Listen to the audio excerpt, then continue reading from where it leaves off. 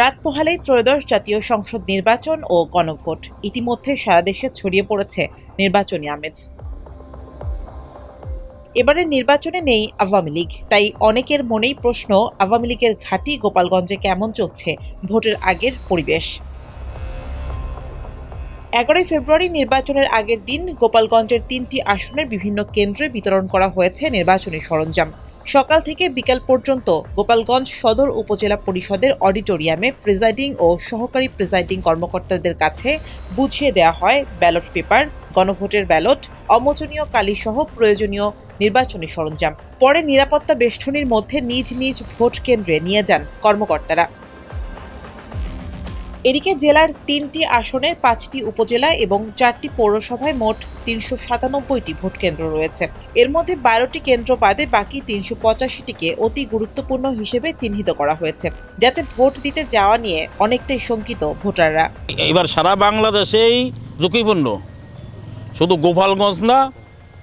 কারণ মানুষ যদি ভোট দিতে যাবে, যদি সুযোগ সুবিধা না পায় আর সেই ধরনের যদি কোনো ক্যাপাসিটি না থাকে, তাহলে প্রত্যেকটা সেন্টারই বা ঝুঁকিপূর্ণ হবে। আমরা যে ভোট কেন্দ্রে যাব, আমাদের নিরাপত্তা কি? নিরাপত্তা বাড়াতে হবে ভোট কেন্দ্রের। মনে করি যে নিশ্চিত এ জায়গা কেন্দ্রে সকলে সুস্থ মতন ভোট দিতে পারে, আসতে পারে, যাতে কোনো জনগণের কোনো অসুবিধে না হয়, আমরা সেই ব্যবস্থা আমরা চাচ্ছি। তবে নির্বাচন ঘিরে ভোটারদের নিরাপত্তায় কেন্দ্রগুলোতে পুলিশ, সেনাবাহিনী ও র্যাবের 1400 সদস্য মোতায়েন থাকবে বলে জানান রিটার্নিং কর্মকর্তা। এছাড়া নিয়োজিত থাকবে 8 প্ল্যাটুন বিজিবি সদস্য। আমরা সবাইকে আশ্বস্ত করতে পারি যে নিরাপত্তা বলয়ের মধ্যে সবাই আমরা আছি, কাজেই কোনো দিক থেকে কোনো বিষয়ে শঙ্কা বা দুশ্চিন্তাগ্রস্ত হওয়ার কিছু নেই। 100% সুষ্ঠু নিরপেক্ষ নির্বাচনের জন্য যে ধরনের পরিবেশ প্রয়োজন, সেই পরিবেশ আমরা এনশিওর করতে পেরেছি এবং এই পরিবেশ বজায় থাকবে।